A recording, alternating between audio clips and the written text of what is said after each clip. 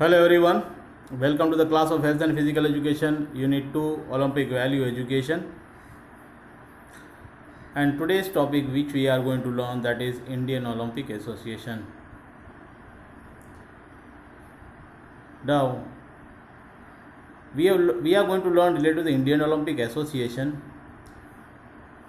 We have learned in the Indian Olympic Committee, we have learned that how the committee was being formed, how it used to take the actions, what is the duty of that committee, and how the athletes from different countries, they used to participate, or they used to represent their country in the international athletic meet or in international Olympic games and sports.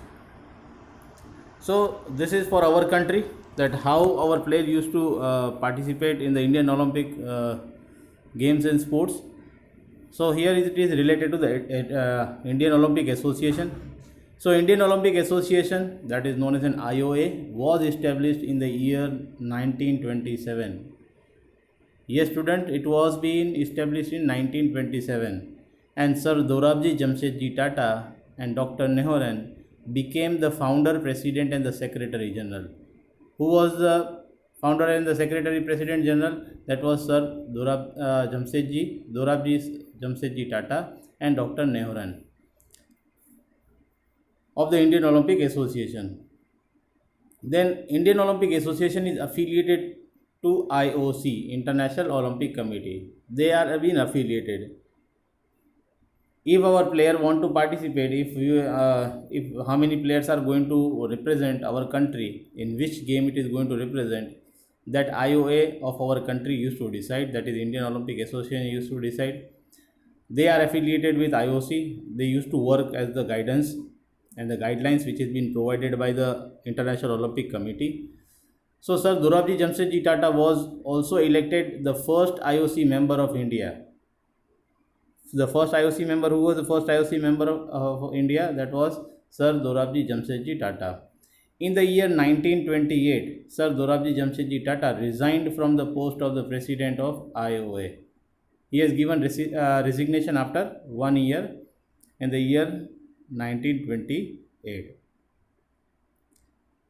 from the IOA, that is Indian Olympic Association. After that, Maharaja Bhupendra Singh became the president of IOA. Then after, who has become the president? Maharaja Bhupendra Singh. In the Olympic Games in the year 1928, which were being held in Amsterdam, the Indian hockey team represented and team was being sent to the Olympic. That means that in the year 1928, the our Indian Olympic president, Mr. Maharaja Bhupendra Singh, he has sent the team for the Indian hockey, which was being held in Amsterdam.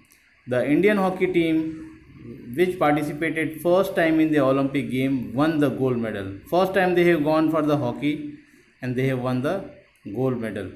The election of this officer, who used to elect the officers of the IOA, the elections of the office bearers of the IOA is held after every 4 years. We have learned related to how the International Olympic Committee is being formed and how much duration it used to work. So here the office bearers, they used to work for the 4 year of Indian Olympic Association. The council consists of various members like president. The council consists of how much people? One president, like president, 9 vice president, 6 joint secretary, 1 secretary general, 1 honorary treasurer, 7 representative of the State Olympic Association. Different Olympics state association they used to represent, that are how many? 7. And 12 representative of the National Sports Federation or association. So this is our committee. What does the committee of our Indian Olympic Association consist of? So there is 1 president, 9 vice president, 6 joint secretary, 1 secretary general, 1 honorary, then treasurer, 7 representative of the State Olympic. These are the State Olympic, different state. For example, if our Gujarat state, then there might be, if the Gujarat state is being considered one of the representative of the Olympic, then one of the member will be there from Gujarat. So that's why it is 7 representative of the State Olympic Association, so different states, and 12 representative of the National Sports Federation or association. In our country, there are different associations, there are various national federations. So in that total 12 representative of the National Sports Federation, they used to select the players from the each and every state, and they used to also select from the national level. They used to find out that these person or these players or these athletes are deserving, and definitely they are going to get the medal, or they are going to perform in the international Olympic games. Then definitely they are being sent. So here, this is the history of the Indian Olympic Association. Now, what are the objectives of this Indian Olympic Association? Let us see. So, objective of Indian Olympic Association are: the first one is development and promotion of Olympic movement. Development and promotion of Olympic movement. Olympic movements are been going on. They used to promote them. They used to develop and promotion. That means that they used to develop the players. They used to also promote related to the Indian Olympic Games. So related to the India Olympic movement, they used to have a development and the promotion of this Olympic movement. Second is to enforcement of all rules and regulations of IOC and IOA. Now, whoever the athlete or the player who want to participate or who are going to perform this year, they need to follow the rules and regulations which are being found by International Olympic Committee and the guidance of the International Olympic Committee guidelines, as well as the rules which are being made by the Indian Olympic Association, and they need to follow. So that's why enforcement of the rules and regulations of IOA and IOC both. Third, we are having objective, that is to be the official organization in complete form. Complete form. IOA is one of the official organization. He or she, the institute itself is to decide from and responsible for all the matters related to the Olympic event. So to be the official organization is complete form and the responsible for all the matters related to the Olympic event. Who is responsible? IOA. So that's why it is one of the objectives that it is one of the official organization in complete form. So it is responsible for all the matters. Either the matter may be of preparation of the players, appointment of the different coach, to and fro of the players from one country to the another country. Everything is being decided. Transportation and everything is being decided by this. So this is one of the objective of IOA. Then promotion and encouragement of the physical, moral and cultural education of the young people of the nation, so that their character can be developed. So here, promotion and encouragement of the young peoples or the young athletes, like physical promotion, they are going to they are also going to focus on the part of physical part, moral as well as the cultural education of these peoples or these children or these athletes of our nation, so that they can develop a good character who are going to participate in the international Olympic games and sports. So they also used to focus on the part of development of an individual. Then admitting the membership of the State Olympic Association and National Sports Federation, for which submission of their annual report and audited statement of the account is necessary. Another objective of the Indian Olympic Association is admitting the membership of the State Olympic Association. There are the various states, we are having different states, and they are having a Olympic Association. From each and every state, those who are performing, they are having their annual reports, but they need to be get audited. So here they are telling us that the membership of the State Olympic Association and the National Sports Federation, for which the submission of their annual report and audited statement of the account is necessary. Everything is been required.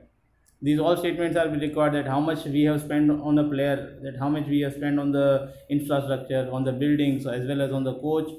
So these all statements from the different states and the National Sports Federation, for which the submission of the annual report and the audited statement on the account is very much that need to be audited.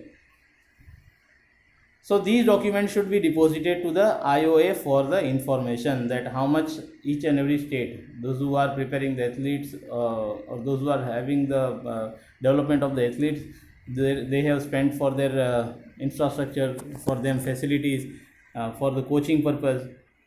Behind the player, they used to spend lots of money. So they want that each and every record, each and every report is to be get audited, and that is to be very much necessary. And these documents are to be deposited, should be deposited to the IOA for the information.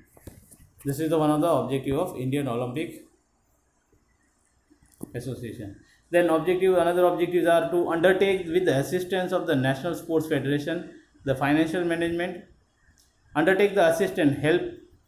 They are telling us that to take the help of the National Sports Federation, the financial management, transportation, maintenance, and the welfare of the team from India taking part in the Olympic game and other games which are organized under the patronage of IOC.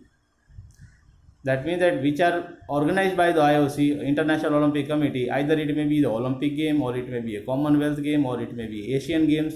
So here, transportation, maintenance, and welfare of the team from the India, they used to take the they used to undertake the assistance. They used to take the help of the National Sports Federation.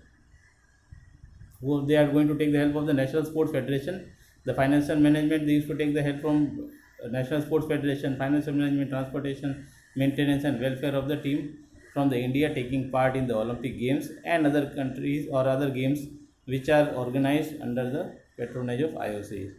This is also one of the objective of Indian Olympic Association. The another objective is to take disciplinary action against any federation for misbehaving or any other undesirable activities bringing discredit to the country. Now, taking the disciplinary actions, when they came to know that in particular federation, for example, or the association, and because as we are talking related to different states, different Olympic associations are there.